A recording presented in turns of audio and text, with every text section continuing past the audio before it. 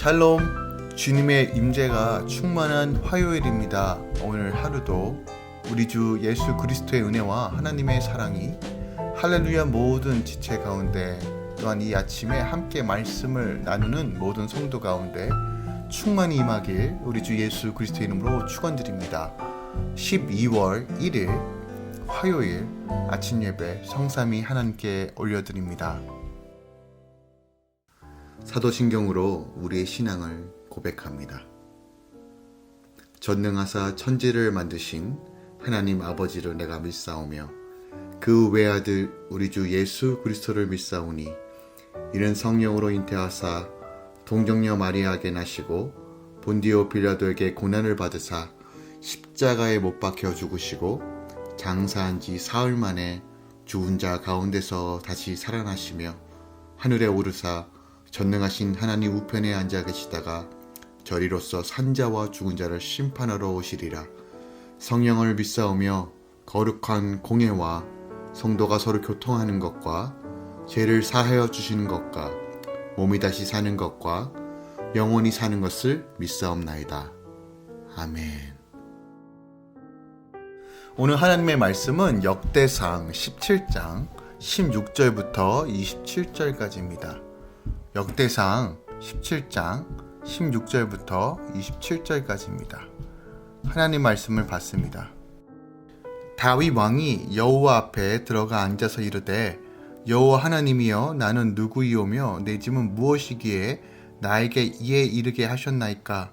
하나님이여 주께서 이것을 오히려 작게 여기시고 또 종의 집에 대하여 먼 장래까지 말씀하셨사오니 여호와 하나님이여 나를 존귀한 자들같이 여기셨나이다.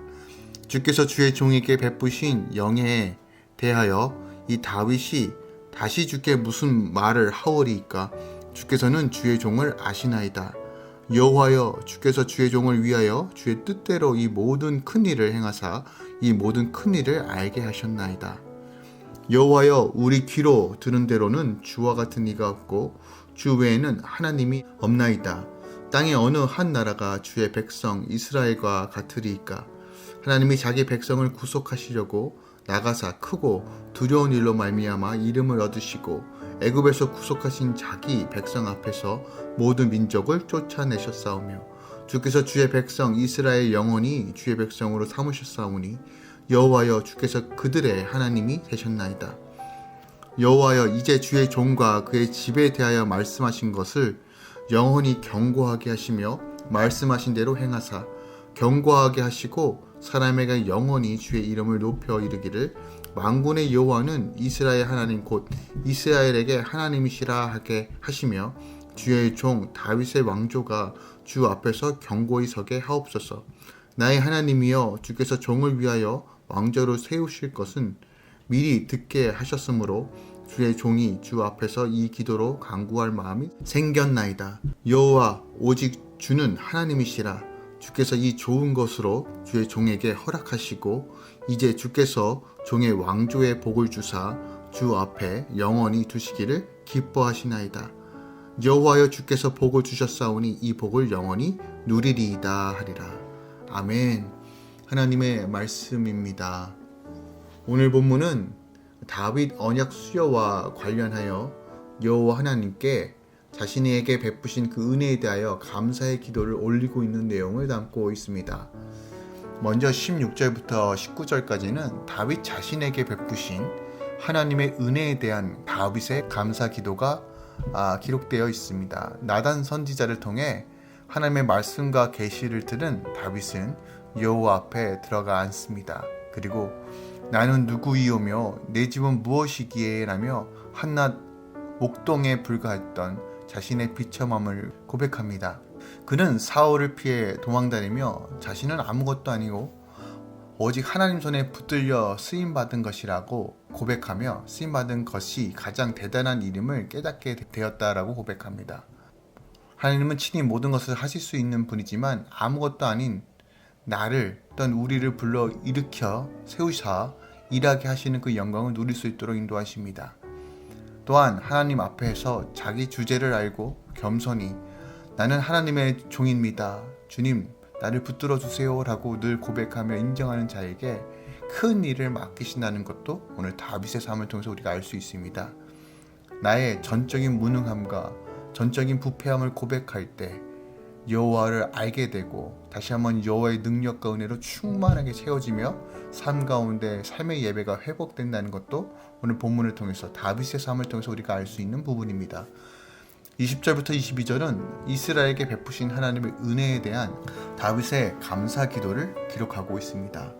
다윗은 계속해서 이 세상 어디에도 하나님 같은 참된 신이 없으며 주의 백성 이스라엘과 같이 복을 누리는 백성과 나라도 없다고 고백합니다.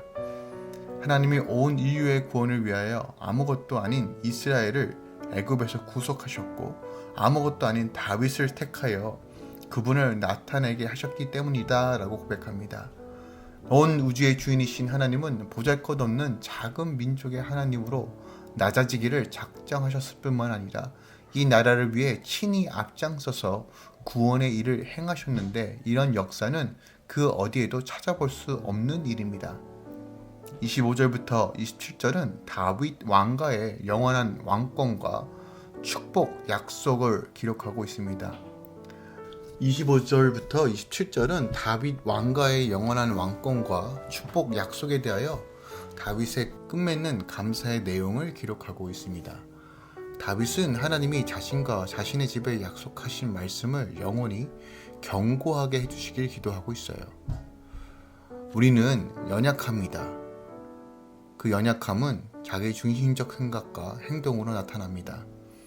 하나님의 뜻보다는 내 갈 길을 가기 원하고 십자가를 지는 희생적인 삶을 살기보다는 내 욕구를 먼저 채우려고 합니다. 하지만 오늘 다윗의 고백에서 우리가 볼 수 있듯이 나를 불쌍히 여겨달라고 기도하며 하나님의 긍휼을 구할 때 하나님은 성령의 능력으로 우리가 죄를 이기고 온전히 하나님만 바라볼 수 있도록 인도하신다는 사실을 보여주고 있습니다. 오늘 본문을 통해서 12월 1일 첫날 이 화요일 아침에 적용해야 할 말씀이 무엇이 있을까요? 25절 말씀을 한 번 더 묵상하길 원합니다. 25절입니다.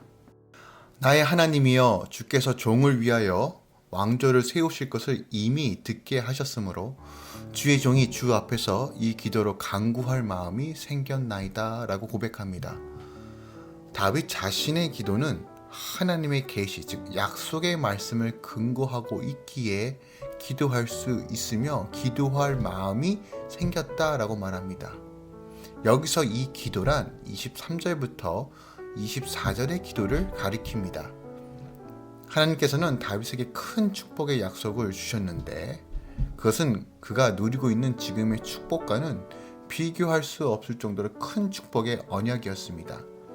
다윗은 이런 하나님의 말씀에 근거하여 자신의 왕조를 견고하게 세워주시기를 바라는 23절부터 24절의 기도를 드린 것입니다. 다윗은 다윗 왕조의 견고함을 위하여 기도할 마음을 갖게 한 것이 바로 하나님의 약속 때문이다 라고 말하는 거예요. 그리고 이러한 사실은 다윗의 기도가 다윗 왕조에 대한 축복을 구하는 기도이기도 하지만 그가 이 기도를 할 수 있었던 근본적인 이유는 그의 욕심이나 야망에 근거한 것이 아니라 하나님께서 약속하셨고 그 약속을 붙잡는 마음으로 인하여 이렇게 기도할 수 있었다라고 고백하는 것이에요. 다윗의 이런 기도 자세가 바로 하나님께서 기뻐하시는 성도의 기도라는 사실을 우리는 깨달아야 합니다. 성도의 기도는 무엇보다 하나님의 뜻과 말씀에 근거해야 하며 나의 욕심과 나의 계획과 나의 의를 채우기 위한 기도가 아니라는 것이에요. 하나님의 뜻이 내 삶 가운데 온전히 이루어지고 하나님의 비전과 꿈이 나의 비전과 소망이 될 수 있도록 나를 다듬어 달라고 고백하며 나를 사용해 달라고 다시 한번 주님의 이름을 부르짖으며 나아가는 것이 바로 기도라는 것이에요. 내 힘으로는 안 되니 하나님의 도우심으로 나를 다듬고 온전히 하나님의 뜻과 비전 가운데 나아갈 수 있도록 요청하는 것이 바로 기도라는 것입니다. 또한 기도는 하나님의 음성을 듣고 하나님의 뜻을 분별하여 순종하며 나아가는 것이 바로 기도라는 것이에요. 그러나 우리는 여전히 내 것을 먼저 취하고 내 배가 먼저 부르길 원하며 내 문제가 먼저 해결되길 원하는 마음으로 기도합니다. 물론 우리에게도 이런 기도가 필요하지 않는다는 것은 아닙니다. 하지만 기도의 본질은 내가 온전히 하나님의 뜻을 행하며 나아갈 수 있도록 주의 도우심을 구하는 것, 주의 음성을 듣는 것이 기도라는 것이에요. 그래서 데살로니가전서 5장 17절에는 쉬지 말고 기도하라 라고 명하고 있는 거예요. 매 순간 하나님을 의지하고 하나님의 뜻을 따라 사는 삶은 반드시 기도해야 하고 늘 기도하는 삶만이 하나님의 뜻과 말씀을 붙잡고 나아갈 수 있다는 것이에요. 오늘날 우리의 기도의 내용을 살펴보면 하나님의 뜻을 위해 내가 다듬어지고 훈련되어져서 온전히 서기 위한 기도, 죄와 싸우고 회개함으로써 거룩과 성별을 위해서 하나님께 기도하기보다는 여전히 나의 뜻과 내가 원하는 것을 관찰시키려는 것이 목적인 기도가 많다는 것이에요. 다시 말씀드리지만 우리에게도 일용할 양식을 구하는 기도가 필요합니다. 그렇게 기도하라고 말씀하셨어요. 그러나 기도는 내 뜻과 내 욕심대로 하는 것이 아니라 하나님의 뜻에 근거하여 합당하게 기도하는 것, 그런 기도가 하나님께서 기뻐하시는 기도요, 응답받는 기도라는 사실을 오늘 본문이 우리에게 말씀하고 있는 거예요. 바울은 에베소서 6장 18절에 이렇게 우리가 어떻게 기도해야 되는지를 가르쳐 줍니다. 모든 기도와 간구를 하되 항상 성령 안에서 기도하고 이를 위하여 깨어 구하기를 항상 힘쓰며 여러 성도를 위하여 구하라 라고 말합니다. 즉 성도는요, 성령 안에서 기도할 때만이 참된 간구와 기도가 이루어지며 이 성령 안에서 기도하기 위해서 깨어 있어야 한다라고 말합니다. 그러면 깨어 있는다는 것은 내 신앙이 내 말씀에 근거하여, 내 기도가 말씀에 근거하여 세상의 방식이 아닌, 자기 욕심을 따라 사는 삶의 방식이 아닌, 탐욕과 욕망을 따라 구하는 방식이 아닌, 다 모든 것들을 하나님께 맡겨드리고 주의 약속의 말씀을 붙잡으며 주님께 주시는 그 비전과 소망을 향해 기도하며 온전히 하나님의 뜻이 내 삶 가운데, 내 가정 가운데, 내 직장 가운데 이루어지길 원합니다 라고 간구하는 것이에요. 더 나아가 주의 말씀에 순종하여 서로 성도를 위하여 기도하는 것이 바로 성령 안에서 주의 뜻 가운데 기도하는 것, 즉 주의 나라와 의를 위해 기도하는 성도의 자세와 방법이라고 오늘 에베소서 6장 18절이 말하고 있는 거예요. 이렇게 기도할 때만이 하나님의 놀라운 능력을 경험할 수 있으며 주의 영광을 위해 우리가 쓰임받을 수 있다는 사실을 오늘 다윗을 통해서, 또한 성경 에베소서 6장을 통해서 우리가 알 수 있는 부분입니다. 오늘 하루 시작하는 이 시간, 내 뜻과 내 의가 아닌 오늘 하루도 주의 통치와 주의 나라와 삶을 살게 해달라고 기도하시며, 또한 나를 다듬어 주셔서 성령 안에서 온전히 걸어가게 해달라고 함께 기도하며 오늘 하루 시작하시길 우리 주 예수 그리스도의 이름으로 축원드립니다. 기도하겠습니다. 주여, 우리가 연약하고 부족하지만 우리를 도우시고 인도하여 주시는 완전하신 하나님을 바라봅니다. 이 마지막 때 우리가 깨어 주님 바라보며 주님 의지하며 나아가는 삶 살기 원합니다. 오늘 하루도 시작합니다. 각자의 삶에서, 직장에서, 학업에서 하는 여러 가지 형태로서 오늘 하루를 살아갑니다. 매 순간마다 하나님의 음성을 듣게 하여 주시고 하나님의 뜻과 하나님께서 주시는 그 마음을 붙잡고 말씀 안에서 거하며 순종하며 주의 영광을 드러나는 삶 살게 하여 주시옵소서. 주님께서 명하시면 명하신 대로 행하며 주님께서 마음 주시면 그것을 붙잡고 기도하며 다시 한번 온전히 오늘 하루가 하나님의 영광 가운데 거할 수 있도록 주의 성도들을 붙잡아 주시고 인도하여 주시옵소서.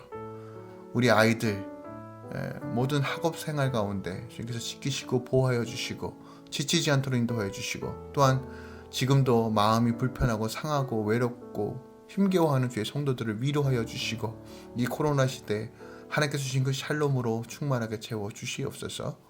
이제는 우리 주 예수 그리스도의 은혜와 우리 하나님 아버지의 놀라우신 사랑과 우리 성령님의 감동 역사 충만하심이 오늘도 주님 바라보면서 다시 한번 주의 뜻 가운데 기도하며 행하며 주의 마음 가운데 온전히 거룩한 성령 안에서 다시 한번 나아가는 모든 주의 성도들의 삶 가운데 이제로부터 영원까지 함께 있을지어다. 아멘.